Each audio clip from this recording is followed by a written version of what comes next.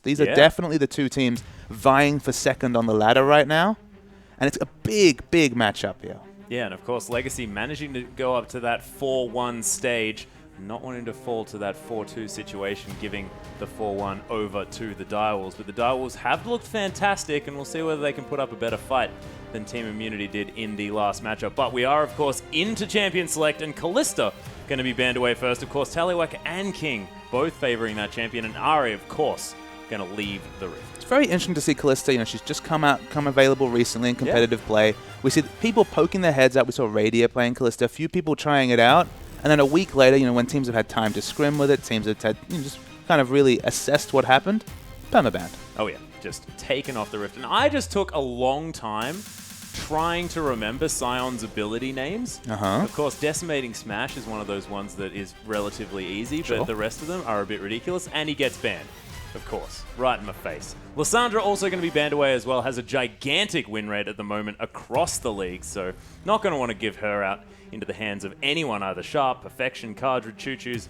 If it goes into any of those solo lanes, it is devastating. And of course, Annie taken off the board here as well, and I love that ban. Love that ban. Of course, Chuffer is 3-0 on that Annie. Has played it in every game that the Direwolves have won so far. And it really like accentuates his aggressive playstyle. He was an aggressive mid player. Whenever he's played, he's been trademark aggression. We saw that double kill from him last time out on Annie, which was surreal and awesome at the same time. So awesome. The Sion ban really sticks out to me, though, as we see Cardred considering the Morgana here. I love the Sion ban because Sion's a weird champion. In solo queue, you know, you don't feel like you do a lot on the champion. You feel like sometimes you're just this really tanky man. But the thing about him, the reason why he's so respected and competitive, he's very, very consistent. He'll always do his job. He'll always get tanky, do CC in the back line. You know what you get with Sion. Any champion that's reliable, for example, Aurelia is a very reliable champion. She has her peaks and troughs early, but always gets to a certain point. Sion's reliable, perhaps to the highest degree.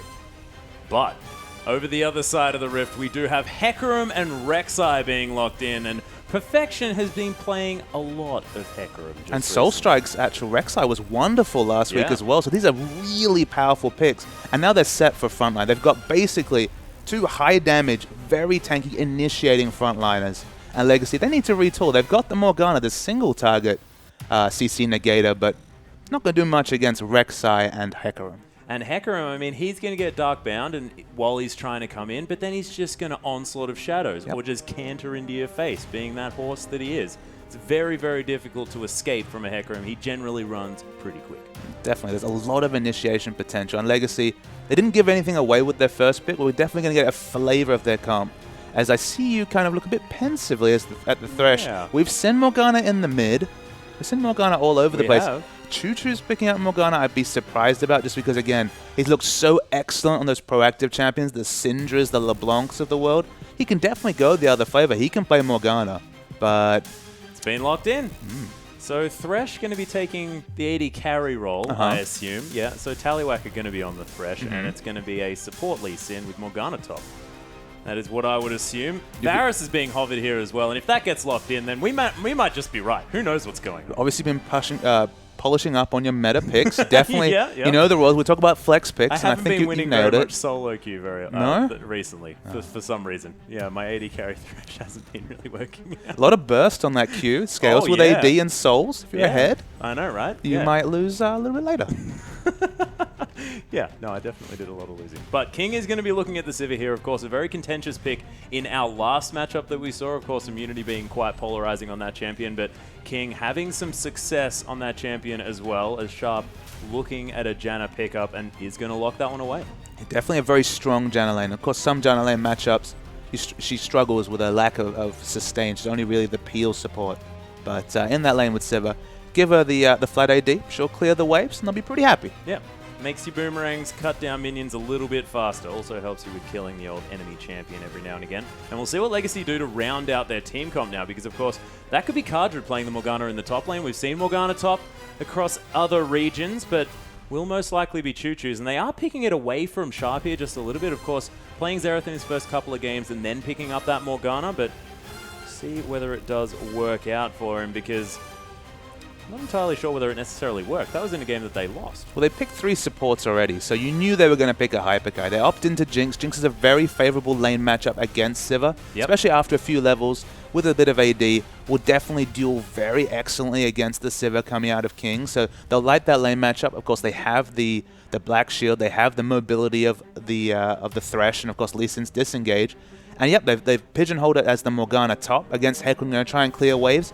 Issue there, of course, is it's going to give Hecarim a pretty free laning phase. And we're talking about Hecarim with Janna and Sivir in his back pocket. Yeah, and this is a Hecarim as well that, I mean, that Dark Binding, that does a lot of sort of burst damage on a really long cooldown, though, and you have to think, Hecarim's just going to press his W and not care at all about anything Morgana's going to do. Well, that's why when we saw, of course, the Chiefs last week, it was them picking Twisted Fate into the Morgana mid, because, okay, Morgana doesn't really provide any pressure in that lane. You can pick whatever carry you want. In the top lane, it's much the same story. Hecarim's going to freely farm.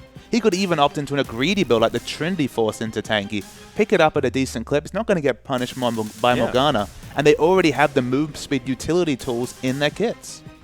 And rounding out the comp over on the other side, Direwolf's going to be locking in the Azir here for Sharp. One thing that we have to mention is the fact that this is 5.2, not 5.3 yet. So Azir hasn't taken that huge hit to his ability to do damage and is still relatively strong, but haven't seen Sharp on it just yet, and we'll see how he goes. Yeah, Sharp against the LeBlanc. It can be a good matchup for Azir, just because if LeBlanc is too liberal with her distortions, you can take a lot of answering damage from the Sand Soldiers when you're trying to do harass. Yeah. But it is a bit of a skill matchup in the mid lane. It's Choo-Choo's, he's just played LeBlanc, just put in an MVP winning performance on that champion. Gambit's been thrown. Yeah, it's a little bit difficult. And of course, LeBlanc's sort of not tied for damage at the beginning as well. I mean, if you land that Sigil Distortion combination, you're still going to be doing a lot of damage to that Birdman, and you're all over the map here as well. I mean, there's so much support and utility for this Jinx. And Jinx late game, you get one kill, she gets excited. With all this peel, the Black Shield, etc., she's going to be very strong. But I fear for Legacy, for giving Perfection especially. Yeah. A free lane. Like, there's nothing a Morgana can do against a Hecarim. Of course, they could be lane swaps. It hasn't been that common in the OPL, but they do happen. That will be a situation where Morgana's ranged wave clear, her auto attack will help her. But if they do allow this lane to happen, this could be a very big horsey. And there's only so many things that the disengage can do, because there's multiple initiation options here. There's a Sivir, so there's going to be AoE move speed coming out for Direwolves. Direwolves have a good comp here. Yeah, and that on the hunt for the first time, giving a damage buff. Absolutely. Yeah, how exciting. Janna passive? Yeah, Hecarim going to be doing some work in these fights. Of course, Sivir feeling very, very excited that now she's giving damage to her team with that ultimate. It just must be a fantastic feeling. But, of course, you get those ganks there in the bottom lane as well with that teleport. I mean, you have to think that a Morgana coming through for a gank, not going to quite stand up to the power and impact that you're going to have with a Hecarim down there. I mean, in a teleport situation, if you get the ideal Soul Shackles, could be massive. True. There is the potential. She's still... I mean, kind of the other issue for Morgana is that she usually has to max Q in lane just to have that level 9 power spike with the 3-second stun and have good burst damage coming out. She might actually have troubles pushing against Hecarim, just because Hecarim gets enough levels in the Rampage, can push quite well. And it's limiting. She's got options. She's flexible. She'll farm. She won't be irrelevant. But they're really leaning on Tallywacker here. Just newly moved to AD carry at the start of the OPL season. They're already kind of cashing in their chips and saying, all right, it's up to you.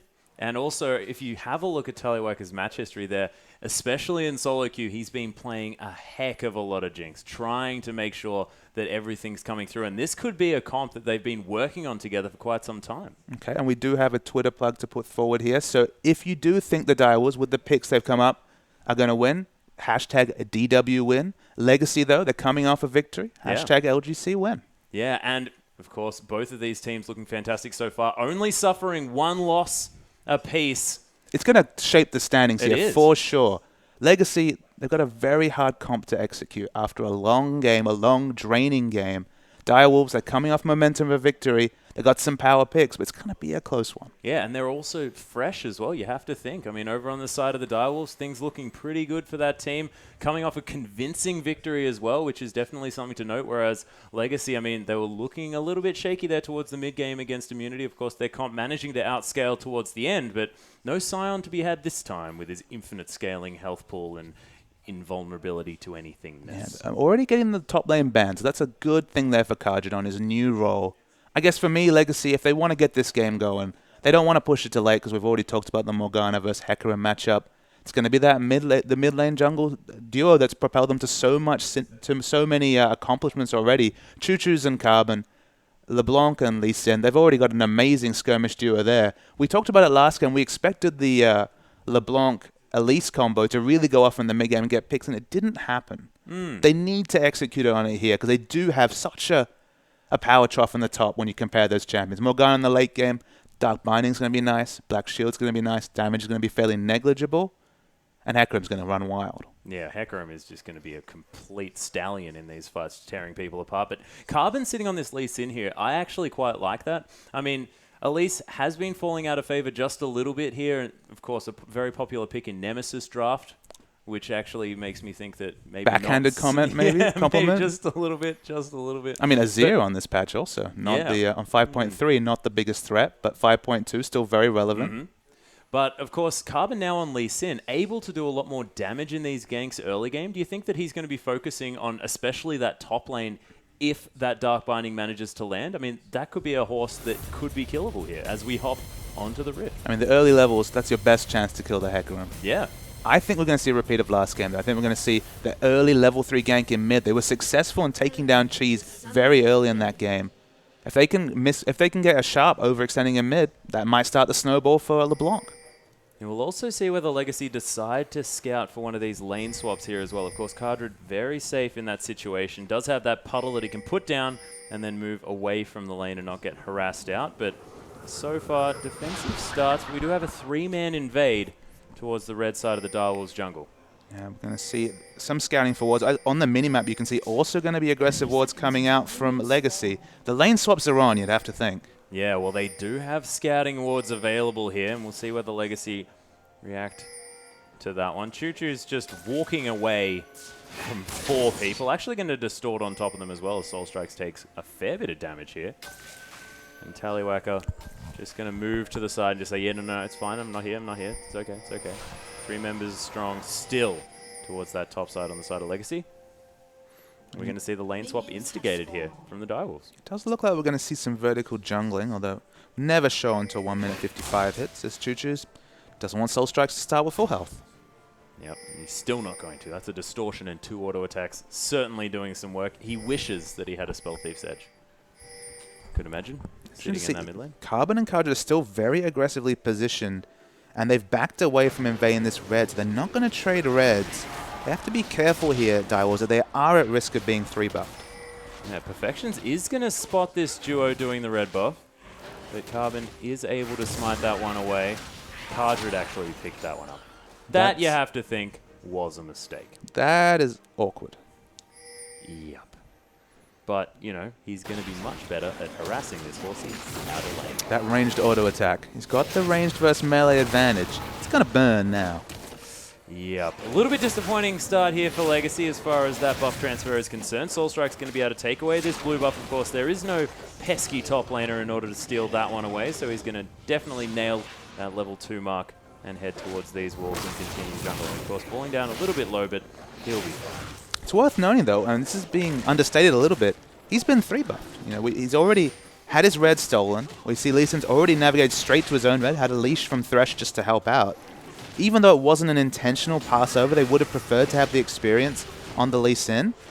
This is going to work out just fine, and Soul Strikes is now in a massive trough. He's going to try and look around at the Scuttle Crab, but he's going to be under level. That level 6 rush is going to be late. Yeah, that is definitely scary. And of course, if he had have gone straight to that red buff, I mean, he might have had a chance of getting some work done here against Carbon, who was quite low. But as you mentioned, Ejim rotating around perfectly out of this duo lane, and Tallywhacker just sat back and farmed with those rockets. Yeah, despite both teams invading aggressively for vision, suggesting the vertical jungling coming out from the duos of the top lane and the jungle, they instantly opted out of it. They had Perfection port back, and even though they confirmed that the buff was being stolen, they didn't have a plan to invade this buff, so they're opening up Soul Strikes to be just that little bit far behind at the start. Yeah, and Legacy already winning the Mind Games battle here on the Rift thus far. And I'm so happy that Ejim is on this Thresh here as well. I mean, seen so much success on these engage-heavy supports.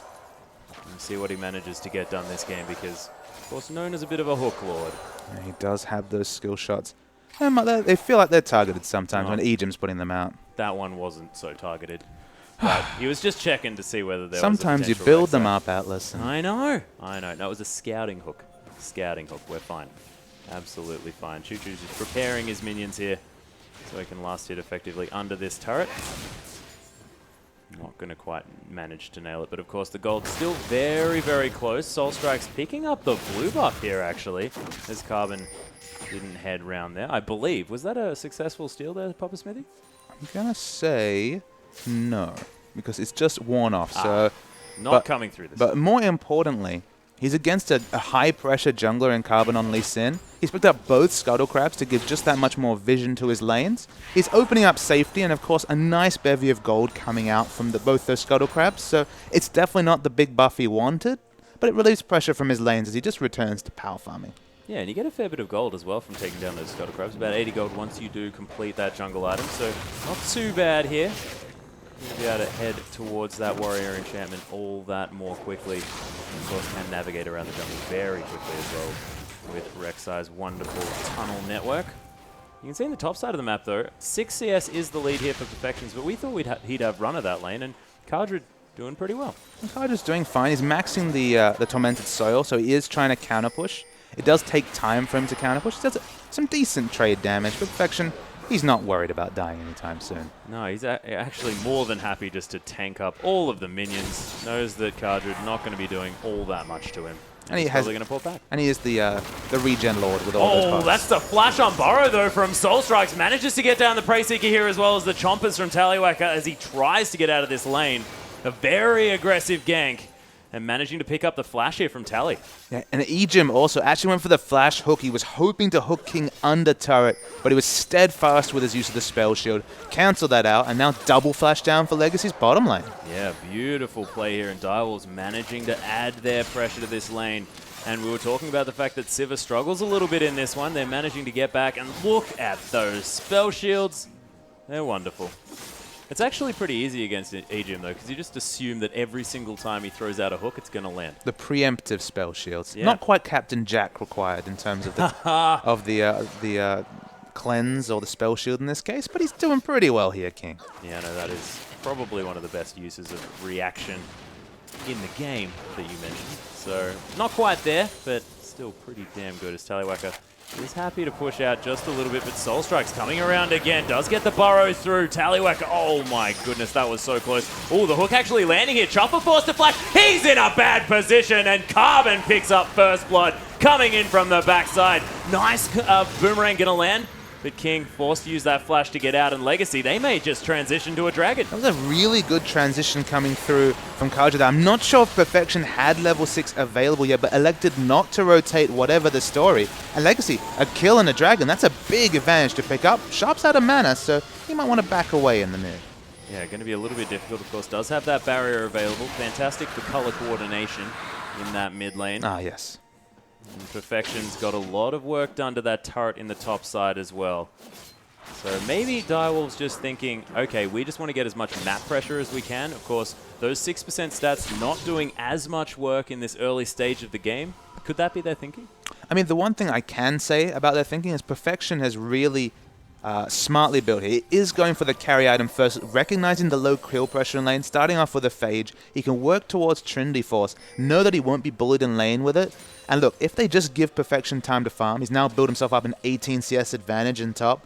If he can get himself big, if he can be, you know, the Aurelia power spike of the Trinity Force, you know, starting up with the giant spell into Aranduans, this horse is going to do work in the mid game. So giving up an early game dragon, not a big deal.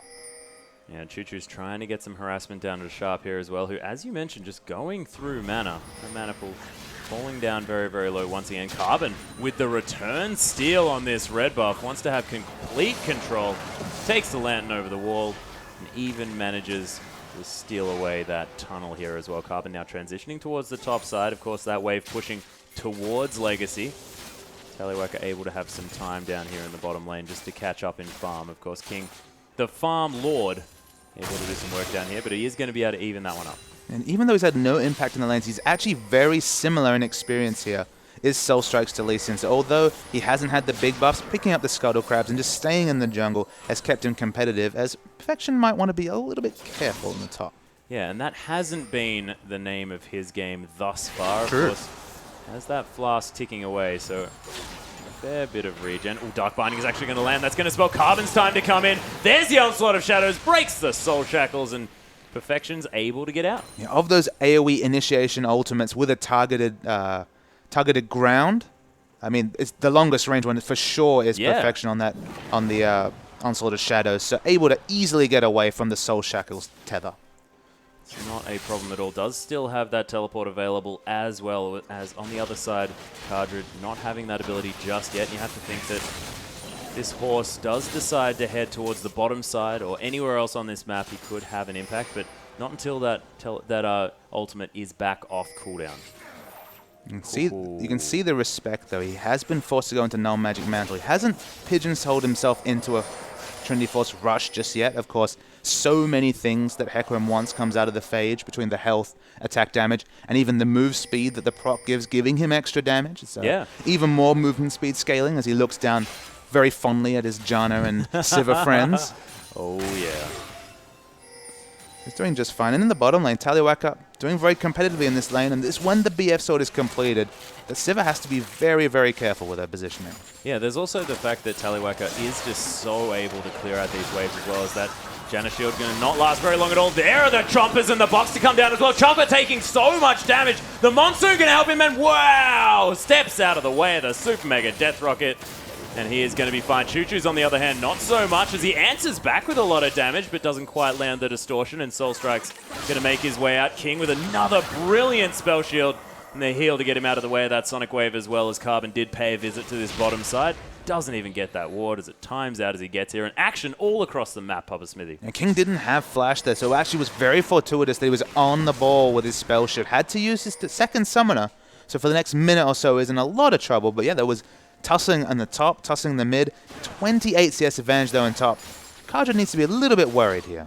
Yeah, and you have to think as well, Perfection's just farming this game up a storm. 11 minutes in, 105 CS, not bad at all for a top laner who had a difficult time early on, of course. Pressured a little bit, but you can say that he's kind of taken away the lane after not rotating for that fight in bottom lane. He didn't show up at the skirmish, but that 18 CS advantage, being ahead in items, picking up that early Null Magic Mantle without sitting behind his build at all. They might not even contest his second dragon, but I'm worried about the Hecarim that's showing up at the third dragon. 10 minutes from now, this Hecarim's going to be huge. Oh yeah, landing that Rampage as well, able to nimbly dodge out of the way of that Dark Binding from Cardred, who's taking a bit of harass from these Rampages as they come in. Of course, the Void Rush is going to come down just for some farm, and Chain's not going to land on a Sharp here as well. And we haven't spoken too much about this mid lane. Sharp doing okay as far as staying up in that farm is concerned. But 93 to 107 means that Choo Choo's still feeling fantastic. Does have that Morellonomicon. The Athenes on Holy Grail coming fairly shortly for Sharp, you have to think. The Soul Strike's going to just dig under the ground and head towards his red buff. Or at least where he hopes his red buff eventually respawns. I mean, when you're playing Azir into LeBlanc, your only power really is to clear waves, cause enough map pressure that Choo Choo's can't roam, not die, and keep up in CS. And look, to be honest, he's doing fine on all those. He's doing just fine. He'll scale in, of course. So much better on the defensive is Azir than going in aggressively. Of course, you have that option if you pick up Azonia's. But sitting back defensively, the Emperor's Device putting up a team, he's doing just fine, Sharp. Yeah, we'll see whether he can have the impact that he wants to towards this later stage of the game. Of course, having that Emperor's Divide is just fantastic when you can have your Hecarim just dance all the way through it. You can even just knock people back into it as well, that Onslaught of Shadows, getting the fear as well.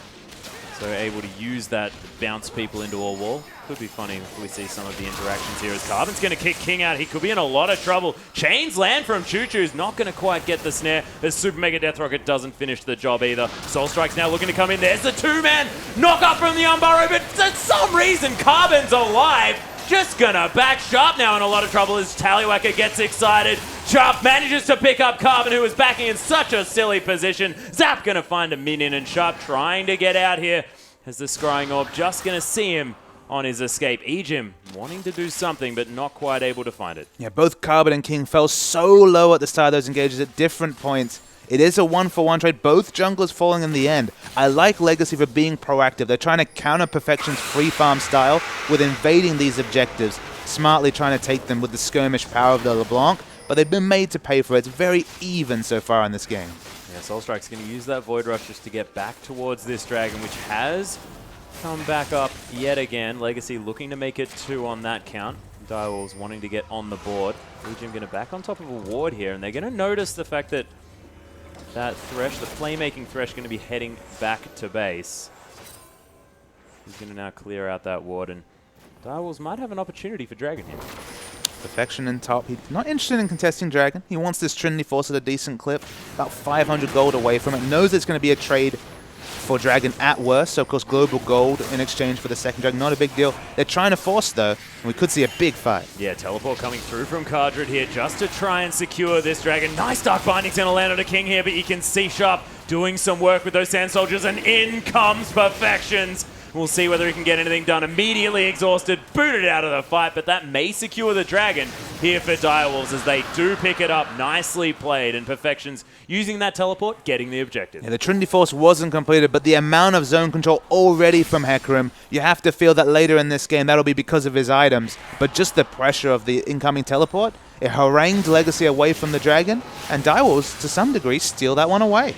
Yeah, and 20 CS up on any member of Legacy that you pick here as Perfections. He is farming out his waves over and over again, able to pick up all that gold, and you have to think that this mid-game horse is going to be very, very scary, especially if he's able to be on that offensive the whole time. Of course, Trinity Force, I mean, if you get locked up by a Dark Binding and killed, yeah, you're still going to die, but at the moment, looking fantastic. Even has those Mercury's Treads for a little bit of extra tenacity here as well as Choo-Choo's. He's going to take away the blue buff. Head back to this mid lane, where the bottom lane is now residing in Direwolves. You have to really respect how much burst damage is going to be coming out of the devastating charge between Trinity Force, Sivir Ultimate, and Janna's passive. That first auto attack with the Trinity Force proc is going to do 600, 700 damage from a tanky man. It's going to be a big deal in the mid game, and it feels like if they don't respect this Hecarim, specifically if they don't disengage from his W while he's spell vamping up and then try and focus him down, he's going to run these fights.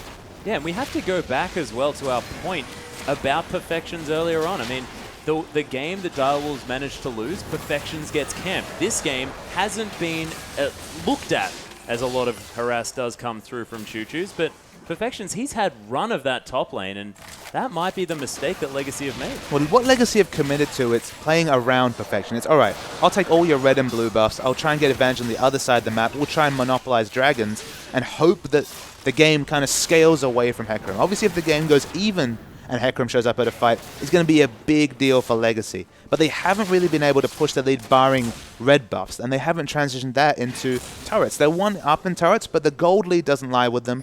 The dragons were even after Perfection's teleport zoned Legacy away.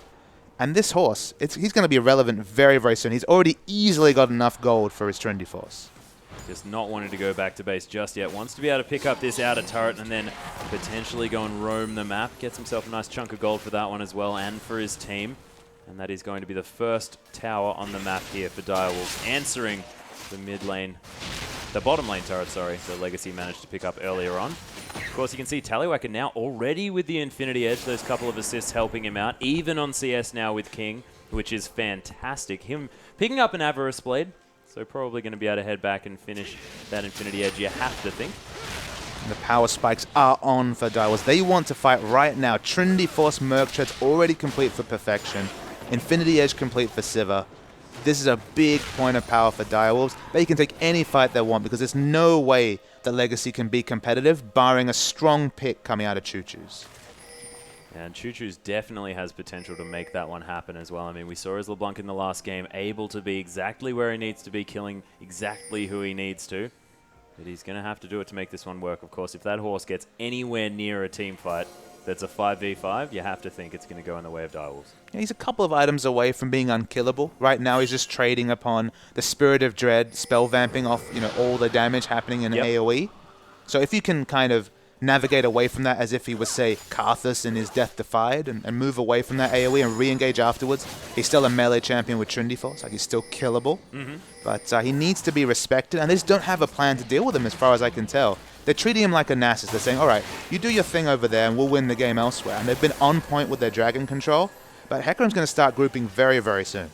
And you can see now Direwolves actually with a gold lead here as well as they pick up that second outer turret. This middle lane, outer turret is probably going to be the next point of call hit the Direwolves as they transition around this map. Carbid going quite aggressive here as Choo-Choo's going to take his turn to dive in. Throws out that Mimic Sigil of Malice for a bit of damage onto Sharp, but not too much. Of course, that Athene's helping him out there as far as staying healthy. Yeah, it's worth knowing that only outer turret left up for Direwolves to take down is this mid turret. You look down their lineup, not the best turret takers. 2 melee champions. Azir kind of struggles with turrets unless he has an AD carry that can help him. Only 500 range on King. I think the bunkering up will be just fine for Legacy. You wouldn't say that wave clear is their best trait. Morgana has wave clear, but it takes time. The rest of them need to get a couple of autos in from Jinx to clear those waves. Yeah, but you have to think that the siege potential coming through from Legacy is definitely great. If Jinx ever sees a free turret, she's going to eat through it so quickly, and those rockets giving her so much range in order to take them down from afar. Even in a siege situation, that could be dangerous. And of course, with Choo-Choo's being able to delete anyone and then get the heck out, that could make things problematic for Direwolves. But you have to think that that is if Legacy are ahead, as Perfection's going to get hooked here. Dark Binding not going to find its mark as Cartridge. Lets that one go a little bit wide. And it's worth knowing, as you say, a lot of lines to see. Usually it's you have Morgana in the support role, but it's Morgana, Thresh, and even the chains coming out from Choo-Choo. You have to be so careful when defending if you're anyone from Direwolves, specifically King. You throw 3 CCs his way, he's going to be harangued off a turret for sure. Yeah, Void Rush is going to come in here as Perfection's looking to potentially start something up. Rek'Sai going to be off to the backside.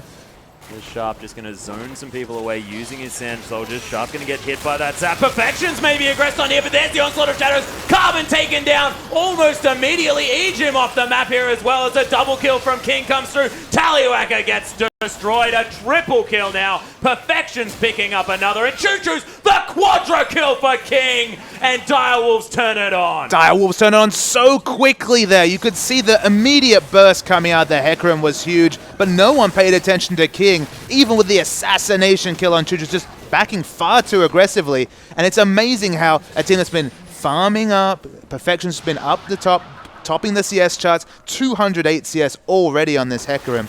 They turn it on in an instant. Yeah, and the dragon has just respawned here as well. So the second dragon going to be picked up here for Direwolves.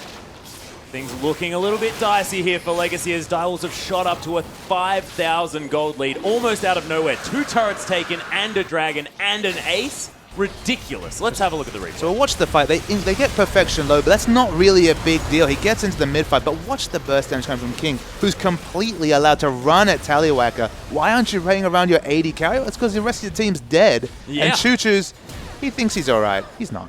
Yep, that was a flash boomerang there as well. No fear at all coming out from King. And that was the first time that he's been in any fight for this game. Now 4-0-1. Well, that's the first time Direwolves have gone aggressive the whole game. They waited 22 minutes. The Hecarim showed up with plenty of items. He's sitting on, 3,000 gold as well. No this is fast escalating away from Legacy. It is, and Morgana top. Now going to go back. Not sure what it does exactly here, Atlas, in this team comp. No, well, it certainly didn't do very much in that last team fight, and we'll see whether they show us exactly what it's used for in the upcoming ones, because that is an outright Spirit Visage. That's That's an immovable horse at this point. Yes, it is. I mean, Jinx is a tank buster, so they have to respect the damage coming out from Jinx. It's not the 3-item Jinx just yet, so it doesn't have to worry too much. They doesn't have a Randuin's, but this horse is already so powerful, able to walk into the middle of a fight. The Spirit of Jedi is going to be healing for so much with the added spell vamp coming through on the W. There's a lot to worry about for Legacy, and we have to remember they didn't have to commit to this Morgana top. They had options. They very quickly decided to pick up the Thresh on top of the first bit Morgana, but Chopper is dead. Yeah, Chopper in a lot of trouble. Does Monsoon to get himself a little bit of time back, but Tallywacker gets that one, gets excited, but King turns it around. Carbon looking for him here as well. Is he going to get 2? He does the double kill against all odds. Almost manages to pick up Ejim, who's now going to die at the hands of Soul Strikes. And this player is insane. King is going off in the mid lane. Choo-Choo's getting out-rotated by Sharp, but here comes the teleport. Oh, there's Choo-Choo's falling down there as well. Cardred picks it up, but it's a 1-for-1 only. Sharp manages to answer back. That duel from King was insane. His use of the brush juking, he delayed the auto. Just wait till the end of this fight and watch his use of vision. So he manages to open up area from Carbon, and he holds onto his auto attack until Carbon is forced to face check for vision. He almost gets the triple kill on Ejim. That would have been top of Reddit in a second, but wonderful play coming out of King. Yeah, that was incredible. Of course, if he had a little bit more lifesteal, might have been able to make it through that one, but of course opted for a pickaxe instead of a Vampiric Scepter, wanting to go for that last Whisper before the Bloodthirster. But you can just see that Quadra kill getting King so much extra damage. And if we looked over before, that Avarice Blade wasn't even there. King only just recently picked up that...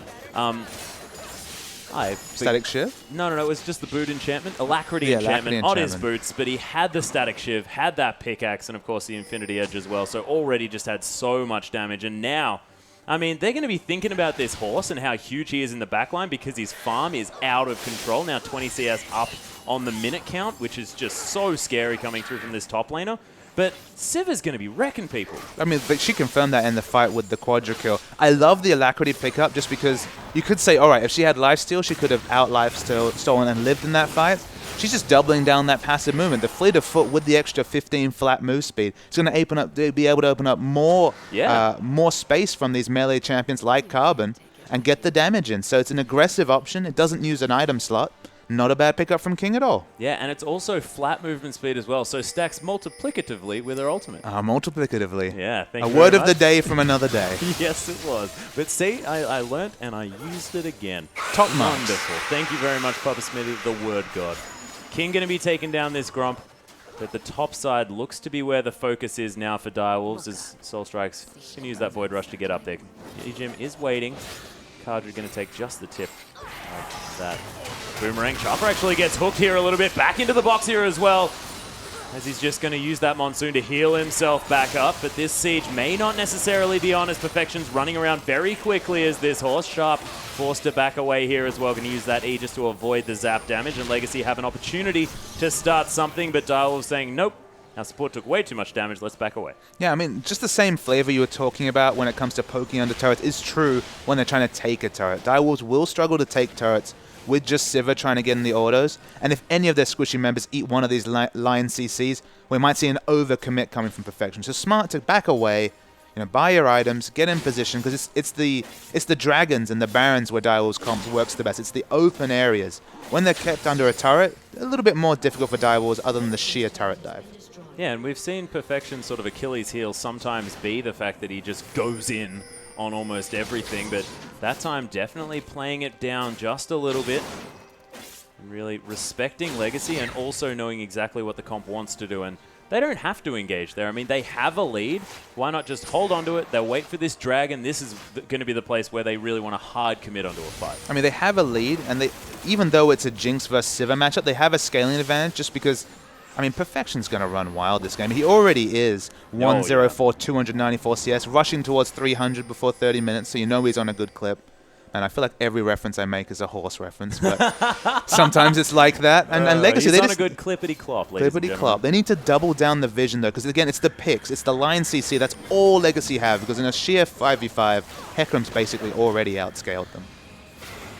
Legacy now looking to try and get some sort of pick. Dragon, as you can see, respawning here as well. Legacy do have vision on the top side of that cliff, but down here in the pit, this Dragon going to be all for Direwolves. They're going to pull it out. Of course, no Sonic Wave's going to be making it over to pick that one up. They can have as much vision in there as they like. Super Mega Death Rocket going to come through, but not going to be enough. And Sharp is going to be the one to secure that Dragon. Third Dragon, just for a bit more movement speed. Perfection was a bit slow this game. Now he's finally going to catch up to the enemies. Chuchu's trying to poke, but Perfection's like, what damage? Yeah, I think he poked. Did he poke? Was that? I don't know. I think it was killing minions. Some sort of sigil came through, but yeah, not a lot of malice. That was a sigil of caring. You can feel this game's impact in the neural network. You can see very aggressive tunnels towards the top of the map. But once the tunnel network moves past halfway, that's when a team's in trouble. But Soul Strikes... Oh, speaking of in trouble, Soul Strikes is going to get taken down by a beautiful pick from Legacy. We'll see whether they can translate it into something else. As King, he's going to get flashed on. Ejim, just the tip of the hook, going to pick that one up as Tallywhacker going to throw out those chompers. Actually flashing forward. That Emperor's Divide was stunning. And no one able to get over the wall. Yeah, two people tried to first flash and then distort over the wall, bounced back. That interaction definitely doesn't work. Now I understand the name of that ability. Yes. Because that looked pretty distorted. But I mean, Direwolves, the one thing that we said Legacy could do is get those picks with the Lion CC. They pick up too quickly, and they relieve pressure. They also pick up maybe an outer turret here as well. Big for Legacy.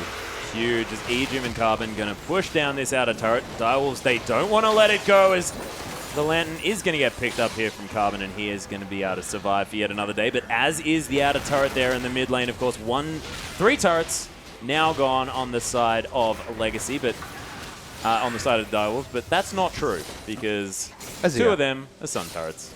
Yes, there is only the 1 turret down, so that's a global gold. It's 6,000 advantage. A lot of that global gold is 4 turrets down for Direwolves. And 100 CS in the lead in the top side of the map. This is it's getting disgusting how big Hecarim is at this point. Perfection, he can do this. He's one of the few top laners in the OPL that's really shown that if you let him go off, if you give him a matchup like this where there's not a lot of pressure on him, he can just farm it up. His laning mechanics are wonderful.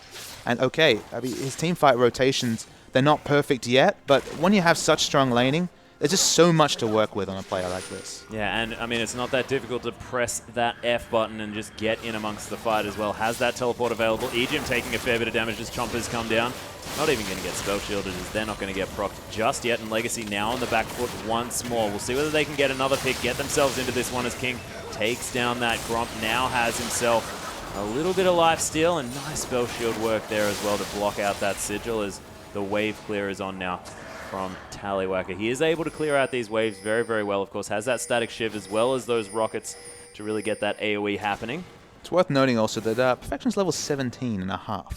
My goodness. And you have a look around here at these solo laners. 14 for Choo-Choos. You can see 14 for Cardred now as well. And man, Perfection's, he's just playing in a different time of this game right now. There's no point split pushing against him. He's free in any lane to just farm up. Legacy, they need to get a pick. They need to punish Direwolves for the 4-1 split. They haven't got it yet, and they might lose their inner turret. Oh, wow. That death sentence was so incredibly close as Ejim uncharacteristically misses that one. Soul Strike's now looking to try and get some Prey Seekers down. Dark Binding not going to find it. Perfections has made his way around here. And you can see conceding the inner turret as Perfections now just... He doesn't even care. Has the Frozen Heart. Those towers are just tickling him. Yeah, he's sitting on 1,500 gold. He can buy whatever he wants. Choo-Choos is doing his best. This was Choo-Choos who really turned the last game on the head with smart pick play. He's required to do so much, but it's a different scenario. The frontliners are very, very tanky, and at 1-2-2, he just doesn't have the items to delete a frontliner. The Void Staff will help with, say, Soul Strikes perhaps on the Rex side, but... Perfection's not dying anytime soon. No, I think they're going to need like 7 items to beat this Hecarim at this stage. Especially, of course, is going to have almost all of his abilities maxed out. Only 1 left. And man, this horse is just getting terrifying. 350 CS now at 32 minutes. And I mean, yeah, we were talking about King's Farm. Yeah, Perfections is amazing too. Yeah, the GPM stats for Direwolves across the board are very, very impressive. Perfection, the one thing you can say is also interesting for this game is that they're sitting on 3 dragons. The 4th one comes up soon. You're getting definitely the 2015 flavor of League of Legends where, sure, this team can't siege very well, but when you pick up a 5th dragon, it doesn't really matter. They're almost at the stage now where they have 2 frontliners that can completely disregard turret damage. And you saw with the Scion bans, those sort of champions are of high priority or banned. But Hecarim, he's definitely not too worried about taking any damage. Oh no, just going to head back to base now and probably spend all of that gold that he's picked up. We'll see what he just does decide to go with next. Could potentially be either a Banshee's Veil or actually he's just going to pick up a Brutalizer. So going for that Ghostblade. No bad. I'm surprised. I would have probably preferred to see the Giant's Belt towards a Randuin's just to completely shrug off a turret and do his best Scion impression. But a bit more damage. Maybe that'll be relevant in the fight. Maybe it gives him some assassination potential straight onto Tallywacker. Yeah, of course. When you do blow the active as well, gives you movement speed. So we do like talking about the fact that there's so many synergies with this Hecarim getting attack damage from his movement speed, but there it is, yet again. Where's the Zillion, though? I know, if only. Missed opportunity. Would completely ruin their comp, but make him really fast. Yeah, I'm sorry, Sharp. We're going to have to get Cheese onto the team. Who plays Zillion. No, I'm sure Sharp can play it. Don't even worry about it. Zhonya's Hourglass, speaking of Sharp, is going to be completed now for this AZ. You can see as well, actually, Choo-Choo's quite far ahead as far as items are concerned, as he has his 3 big item pickups. Perfections was looking for that blue buff, but Cardred going to be able to secure that one and lock it down for Choo-Choo. Soul Strikes makes his way down to this bottom side. You can see Carbon might be in trouble, but it's Ejim that's the focus in the backside. Teleport going to get cancelled here, and Ejim, you are most definitely dead. Carbon, he's going to be exhausted. It's a decent kick in the flash, but not going to be here as the onslaught of shadows just going to definitely secure that kill And 3 dead actually, is Tallywacker. He was taken down somewhere previously. And the significant part of that fight was actually off screen, is that King ran at Tallywacker and assassinated him himself. Nothing a Jinx can do in a 1v1 situation against a Sivir who's over-farmed, 7-2-4 now, had the item advantage. And look, there was no peel. Ejim wasn't next to him. No landing comes through. Instant kill. Oh, Choo-Choo's looking to try and come in and do something to this dragon. Soul Strike's taking a lot of damage. Choo-Choo's picks up the kill. Now looks to try and secure dragon as well, but Perfections, he's here. He's going to be able to lock that one away. The distortion not available to be reacted to, and Sharp just going to come around and give Perfections a hand. And that's 4 dragons now for the Direwolves, and they have Legacy on a clock. You can see as well, Baron, another possible vantage point for Direwolves to get some more pushing power from. You can see they're now trying to get some vision around there. Ejim, of course, respawning and trying to do his best work to try and get some vision down. But Direwolves, you have to think, are probably just going to sweep that one out very soon. Yeah, they're just happy to go top and farm those Perfection. They're not on a clock. They're not on a clock at all, Direwolves, whether implied from the 5th dragon buff or in terms of team comp. Hecarim's completely gone off.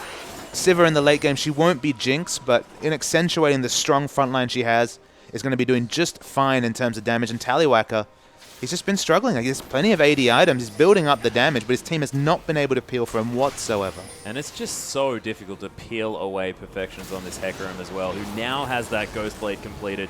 You have to think that he's just able to get anywhere he wants. And in this type of team comp that Legacy are trying to run, what they want to do is have Tallywacker be untouchable in that backline with shields, with the fact that they have so much fantastic peel here as well.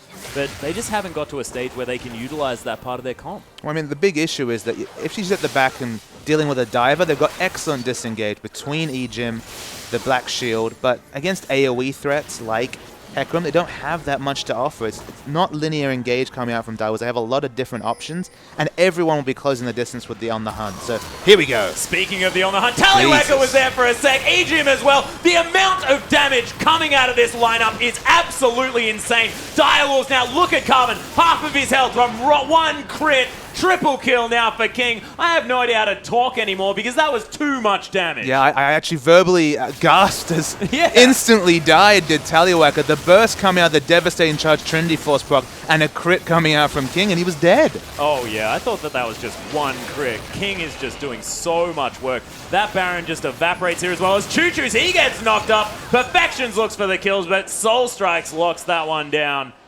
And Direwolves now just looking to find a way to end this game. Have the Baron, and they have the pushing advantage with 3 still dead and Choo-Choo's with another 40 seconds in the death chamber. You have to think this could be an easy inhibitor. Yeah, Choo-Choo's doing his best to provide a lone hand. He understands that he's the only one on the map with enough mobility and pick pressure to cause havoc and really unseat the Direwolves. But Direwolves, they pick him up, they can disregard everyone else. Azir's not even at this fight, but with Perfection as he is, it doesn't even matter. Yeah, he's just going to launch himself in there, of course, taking almost no damage from the hyper carry Jinx, and now just going to launch himself out. Cardred in a bit of trouble. Soul Shackles sort of came through, but I'm not sure whether it did anything, as Legacy trying to hold off the onslaught. King with shields for days, just going to be tearing through the members of Legacy. And again, back to that death chamber. Only 2 there at the moment. They do have a little bit of wave clear here, but King, he's so hyper aggressive. That boomerang almost finishing Tallywacker on its own. Oh my gosh, how did that even happen? Spell shielding so much of that damage.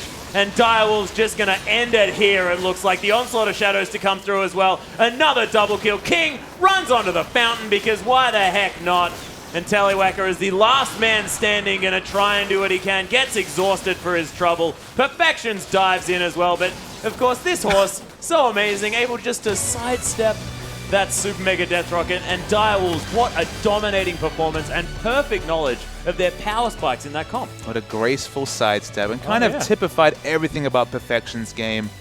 Legacy, though, this is what we said at Champions Day. We're like, who's going to deal with this Hecarim? The answer was nobody. Like, nobody could do anything. The Morgana was just kind of flummoxed. They didn't get the lane swap off. Despite the fact that they had the 3 buffs start, Carbon tried to double down with taking enemy buffs and was very successful. But they just couldn't ever force more than just taking a neutral or 2.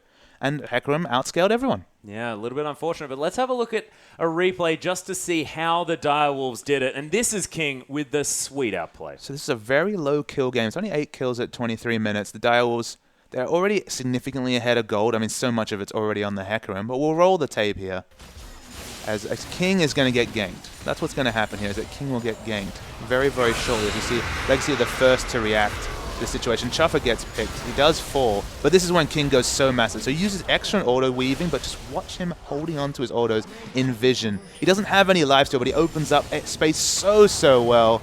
And King, you know, we spent a lot of time talking about perfection because your eyes are kind of drawn to a massive horsey running around getting a million CS. But King, sometimes that Sivir pick doesn't work, and Jinx has been a really good champion for shutting down a Sivir. Yeah. But from that quadra-kill onwards, King went off that game. Yeah, and there was the fact that Perfectionist was causing so much of a ruckus in these fights as well that the short range of Sivir didn't matter quite as much. As long as you could pop that on the hunt, get everyone in there, in amongst it, and their just team synergy was so beautiful. And Sharp also doing a lot of work there as well. A lot of his walls were fantastic, but GG, well played to the Direwolves. Played out that comp fantastically. We still do have 2 more games coming up, though, today, ladies and gentlemen. Next up, it is going to be Team Immunity taking on a struggling Fornot, and we'll see whether Fornot can have a repeat performance of the OCS when they manage to take down Immunity for their first spot. So, guys, don't go anywhere.